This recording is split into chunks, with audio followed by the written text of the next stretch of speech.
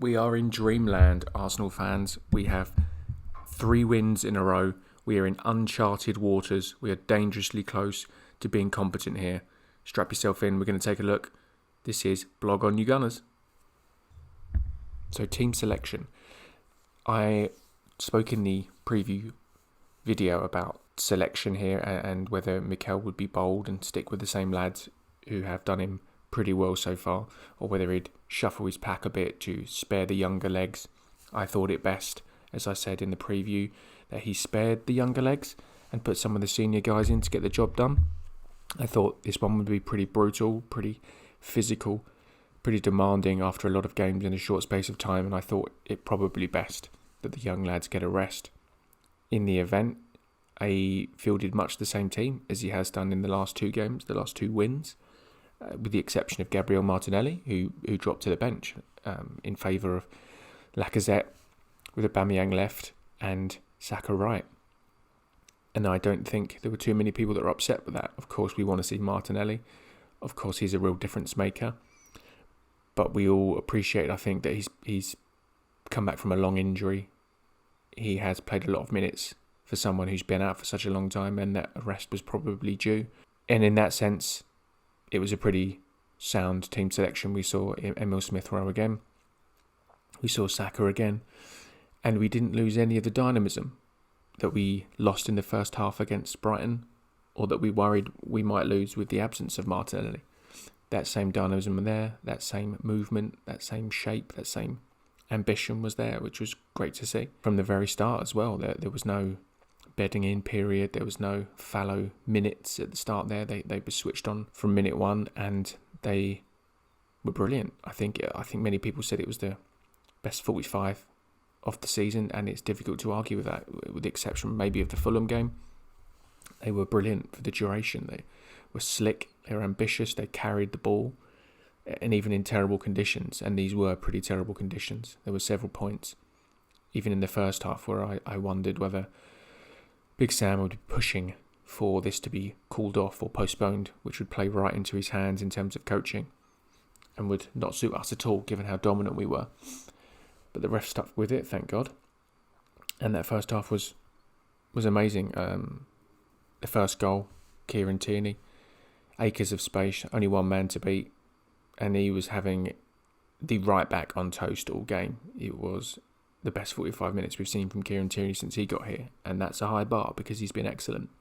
One of the few excellent players we've had in the last 18 months. He played the ball through his man's legs, ran round him, stripped him for pace, turned back onto his right peg. I thought cross is coming here, but no, he pushed on into the box. There weren't too many options for him, but he pushed on, right peg, top corner. Unbelievable scenes. He came to life like the Night King in the snow. You know, the guy is a t-shirt wearing, short wearing, dynamo, even in sub-zero conditions. And it was a great goal to cap, a great performance, and a great season for him so far, and a great start to the game. Just reward for the control we'd exerted early on, and led then to the second goal, which was absolute vintage Arsenal. I can't be effusive enough about how great a goal it was and how much of a throwback it was, and also maybe important for times to come with the sort of players we can field now and the sort of attitude we're approaching games with, far and away removed from the sort of football we were seeing even 3 weeks ago.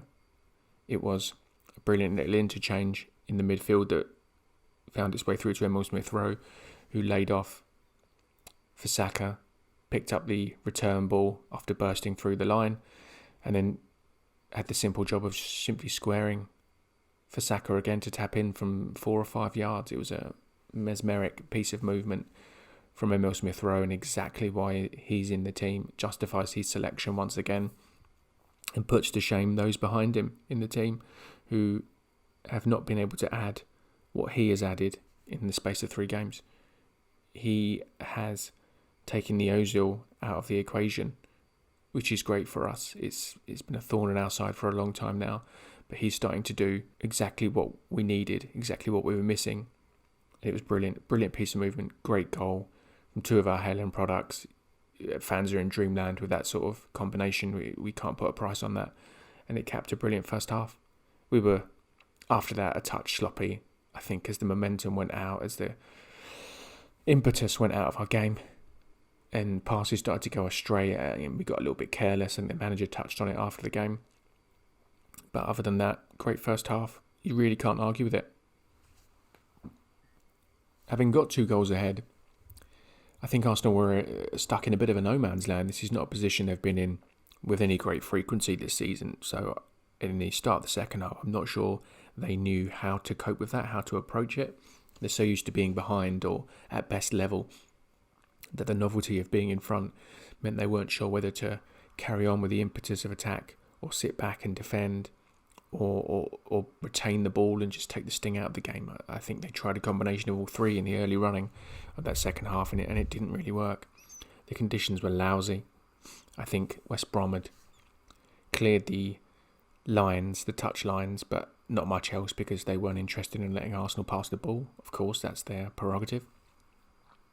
They brought on Charlie Austin, and the intent in that was clear. It was going to be long bombs. Sam was reverting to type, not a minute too soon from his point of view. I'm sure he was itching from the first whistle to play that sort of dross. He didn't in the first half, surprisingly, but he attempted it in the second. I think we survived an early scare when they put together actually a pretty decent move by their standards that was put in the back of the net via a rebound. But as it turned out, your man was miles offside, so there wasn't much cause to panic. The linesman had just kept his flag down, and the off chance that it turned out he was wrong, he wasn't. It was a mile offside. We survived it. We didn't really look back from there. We kicked on in pretty impressive fashion, and Lacazette, the man who ran Saka close for my key man coming into this game, got himself 2 goals. He was great again in that game. He's really enjoying having these young guys around him, feeding balls, moving beyond and around him, and he's been the big beneficiary of this change, and he continues to score. 2 goals on the day for him.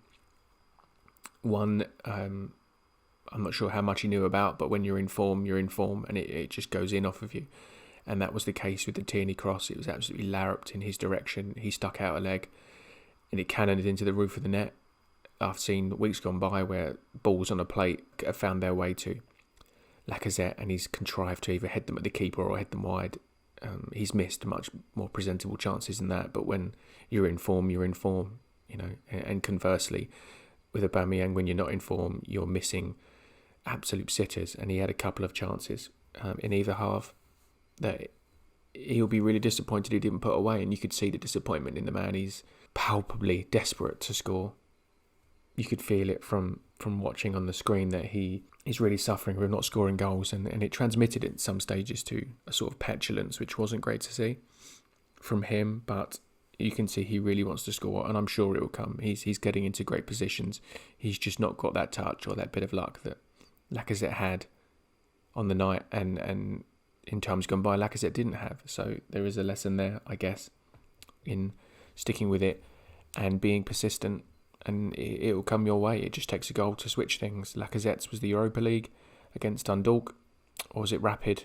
I think it was Rapid at the Emirates, and he hasn't looked back. So if Aubameyang can get that goal, great.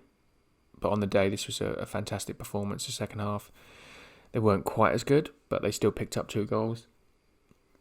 And you can't complain with that. It was an excellent effort, 4-0, scoring the sort of goals we should have been scoring from the season start. We looked dangerous, we looked threatening every time we got in behind. And I'm delighted, especially because Sam Allardyce is upset. And what more could you ask for? Standout men for me are obvious. I spoke about them in the build-up. On the day, they were beyond reproach. I mean, Saka was great in a crap team and is even better in a functioning team. I mean, goodness me, who saw this coming? We always knew he was good, but his ceiling is... Who knows where his ceiling is? He's getting better and better, and if his team continues to hold to its form, he's going to continue to be a key man. And what a performance from him to follow up his Brighton performance, which was match-winning in and of itself. He lays on another goal for his tally, and it's a great day for him. Now we need to wrap the guy in cotton wool. I think Mikel took him off last night, rightly so. We really need to be protecting him, given how much we're going to need him in the second half of the season and beyond. Thank God he's tied to a contract. he was fantastic. It's difficult to look beyond him. But that said, 2 goals, continuing his rich vein of form, moving well, scoring well, shooting, linking. It's, of course, Lacazette, a brilliant performance. He's really, really thriving through the middle now.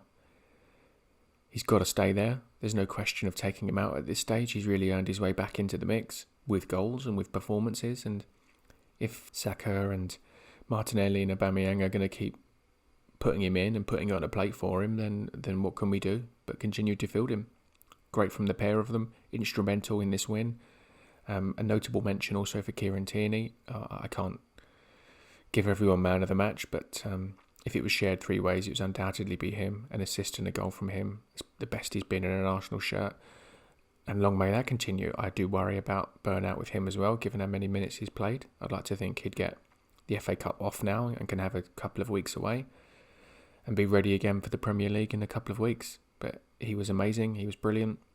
All 3 of them, superb.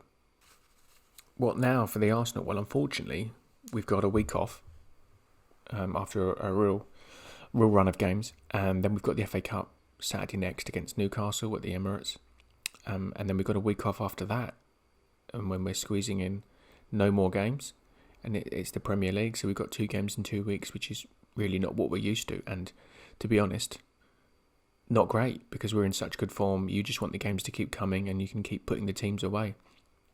Unfortunately, we've got quite the gap now. A lot of teams will be doing a lot of work on the training ground, working on systems and improving what needs to be improved. So disappointing in a way. If you're in bad form, this is great for you because you can get away and really get onto the training ground. But, let's be grateful for those 3 wins we've had and the upturn in form. It'll give us a chance to get Partey back in the team as well. And what a prospect that'll be. Partey playing in behind these 3 guys and our young guns up top. It's plenty to look forward to. But as it is, we've moved on up. We're back into mid-table. A couple more wins in January and who knows where we'll be. But for the time being, it's only the FA Cup on the horizon, a chance to rotate.